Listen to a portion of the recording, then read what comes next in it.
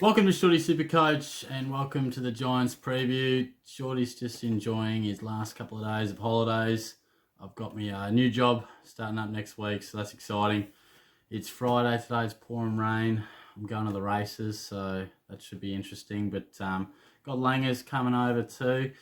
He's actually a little bit late, and he'll hate me saying that because Langers is a punctual man. But he slept in today, so I thought I'd do a video. But we might do a video as well.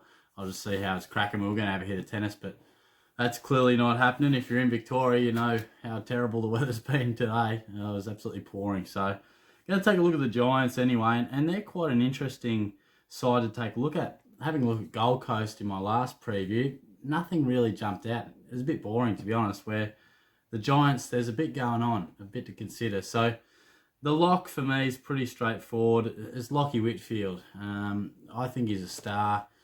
Got to have him in your back lines. I know you pay a fair bit of price for him, but I think he averaged 104 last year. I could see him averaging 110. I think he's just a star.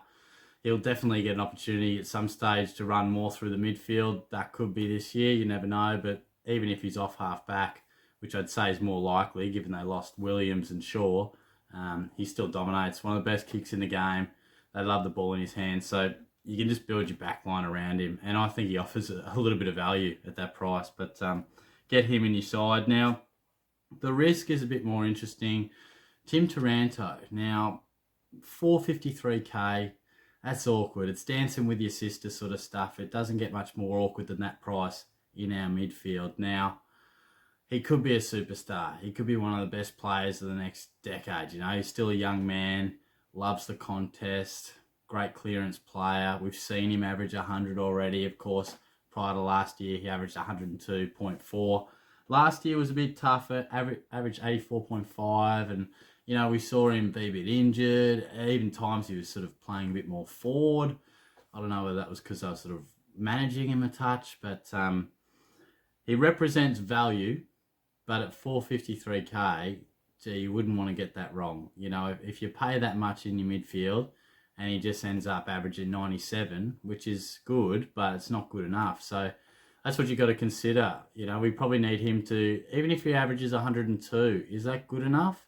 Or do we need him to take that next step? I feel like he's got to average at least 105 because he's not going to make you money. I mean, he'll make money, but it's not why you're picking him. You're picking him to be in your side for most part of the year. He's not sort of a value sort of cash cow sort of guy like we might pick someone at 200k or even 300k where you feel like they can still earn you 150k while averaging good scores. But Taranto is like top end mid price. If you're a big believer in him, go for it. I'm personally not going to really consider it unless he just does something unbelievable that catches my eye. I've got a few doubts about his ball use. He does turn it over quite a lot. I think he's a bit scrappy at the moment. I think he can win the hard ball, but I'm not sure he's an amazing user of the pill. We'll just have to wait and see. He could fix that up. Could be part of his development, but it's just something to consider when looking at Taranto. And the other one I've got is Braden Pruess. Now, 303k, you know, cheap as chips. And what will the combination be for the Giants ruckman? We'll have to wait and see, but I think he's going there to be the main man. And any chance we get to see the fact that he is the main man, if that comes to light, then you've just about got to lock him in. But it's always a risk in the ruck when you go for a mid-pricer because, you know, the temptation is to just start Gawn and Grundy and just sail on through. I know you spend the big money, but they are as reliable as you get. But if you go Pruess, the positive is you get a guy who's going to be the number one ruck, and he's shown already that he loves that role. He's had some amazing scores without Gawn, and even back in the day without Goldstein, he had some really good scores. So he finally gets the opportunity he's been searching for, so we know he can do it. 303k, he's going to go up quite a bit in price, but it's always a risk because that's the positive. The negative side of it is maybe he shares it a bit. He is a bit injury prone as well. Or he gets off to a tough start because we do have to outline some of his opponents early on in the year. Takes on the Saints first up, Ryder and Marshall. Then the Dockers, nothing too much there, but then he's got Gawn in round 3 and Grundy in round 4. So you're going to have, you know, some of your ruckmen going against each other, which you don't always pick, teams and players based on their opponents, but when it's ruckman going up against ruckman, when you want Pruess to just hit the ground running, score well early in the season, and then go up in price, we don't want to be waiting around. We don't want to see him average 74 in the first month because he's played some of the best rucks in the comp and then start to average well. We need it pretty much early on. So gonna have to wait and see. I'm not sure if anything else is really bobbing up around that price range.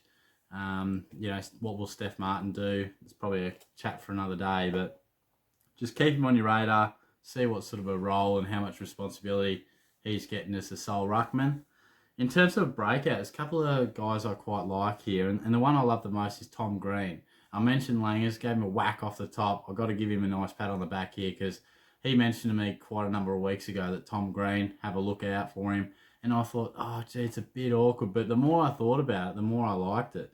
Yeah, he's 350k in the midfield, which breaks all the rules I've ever put in place. But he could be a superstar. He's got massive Clayton Oliver vibes, First year Oliver, they look similar, big body mids, Oliver stripped right down and just dominated. Took his average from like 70 to, 111 or something like that. Green averaged 72.7, and I'm not expecting him to up it by 40 points, but it seriously could average it, up it by more than 20. That's a genuine possibility. If he did just by 20, I'd be happy. And one game I want to outline, and the real key thing I need to find out is how much midfield time's the guy going to get, because not so much midfield time. If he plays, he'll be in there, but how much genuine centre bounce sort of stoppage work. So you got Cornelio, you got Hopper, you got Kelly, you've got Taranto, of course. So there is some star power in there for the Giants, and it's just a matter of who they see fit. Is Green ready to take a lot of centre bounces? I mean, in round 17, he attended 48% of the centre bounces, and he had 30 touches, 4 clearances, 8 handballs, 8 kicks, 22 handballs. So, that just reeks of a guy who's feeding it out, getting in there down and dirty, and he scored 119 Supercoach. So we've seen him average or score some big games already. He looks a natural around the stoppage. He's got the great hands. You can just see it. There's no stats that sort of say exactly why, but you can just watch him play. And I was watching his under-18 tapes, and he's just a star on the rise. He's going to be one of the best contested players in the game over the next decade, I think. So, it could be a trap. I could easily put him in the risk category. He's more of a breakout contender, but you could mount similar points of view for him as you could Taranto, but you pocket an extra $100,000. So that's why I really like Green. And another guy, Lachie Ash, as well. Zach Williams is gone. Heath Shaw is gone.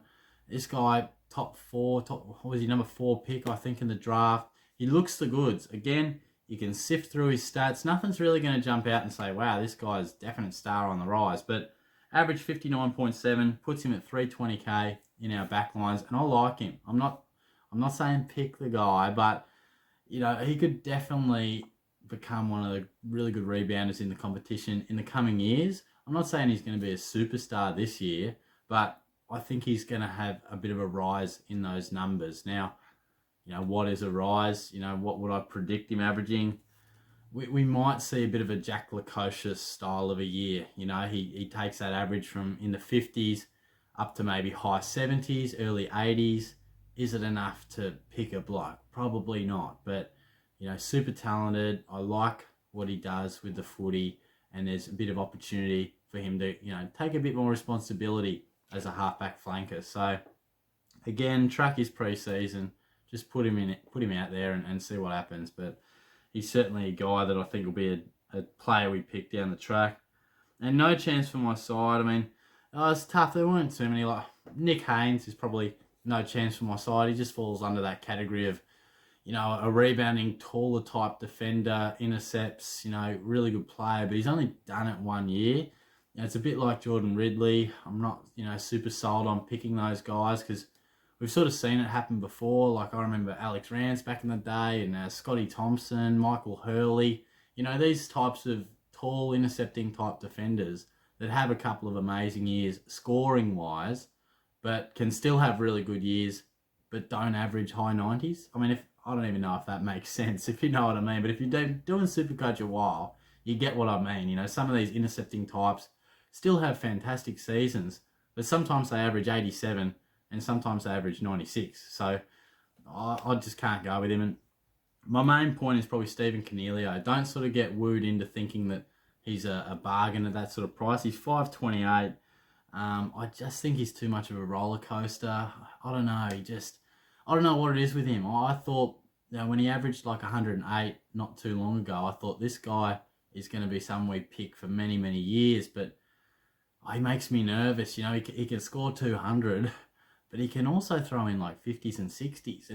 And sometimes I'm not even sure why. So I just think sometimes when you're scrolling through, you might go, hang on. But I'm saying, hold on, you know, just ease off.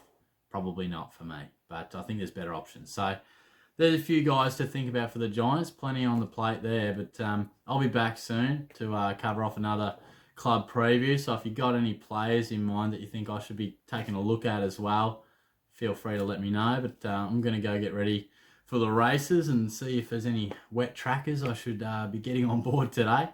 And I might even roll into Crown. So get my blackjack on. But anyway, I'll talk to you guys soon. Cheers.